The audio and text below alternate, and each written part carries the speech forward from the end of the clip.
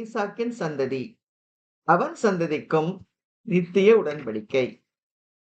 அப்பொழுது தேவன், உன் மனைவியாகிய சாராள் நிச்சயமாய் உனக்கு ஒரு குமாரனை பெறுவாள், அவனுக்கு ஈசாக்கு என்று பெயரிடுவாயாக. என் உடன்படிக்கையை அவனுக்கும் அவனுக்கு பின்வரும் அவன் சந்ததிக்கும் நித்திய உடன்படிக்கையாக ஸ்தாபிப்பேன். ஆதியாகமம் 17:19. ஆபிரகாம் ஈசாக்கை பெற்றான், ஈசாக்கு யாக்கோபை பெற்றான், யாக்கோபு யூதாவையும் அவன் சகோதரரையும் பெற்றான்.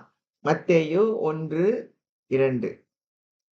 யாக்கோபு ஈசாக்கின் குமாரன், ஈசாக்கு ஆபிரகாமின் குமாரன், ஆபிரகாம் தேராவின் குமாரன், தேரா நாகோரின் குமாரன். லூக்கா 3:34. அவர்கள் ஆபிரகாமின் சந்ததியாரானாலும் எல்லாரும் பிள்ளைகள் அல்லவே. ஈசாக்கினிடத்தில் உன் சந்ததி விளங்கும் என்று சொல்லி இருக்கிறதே. ரோமர் 2:7. விசுவாசத்தினாலே அவன் வாக்குத்தத்தம் பண்ணப்பட்ட தேசத்திலே பரதேசியை போல சஞ்சரித்து அந்த வாக்குத்தத்தத்திற்கு உடன் சுதந்திரராகிய ஈசாக்கோடும் யாக்கோபோடும் கூடாரங்களிலே குடியிருந்தான்.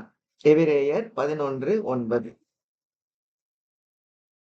விசுவாசத்தினாலே ஈசாக்கு வருங்காரியங்களை குறித்து யாக்கோபையும் ஏசாவையும் ஆசீர்வதித்தான். எபிரேயர் 11:20.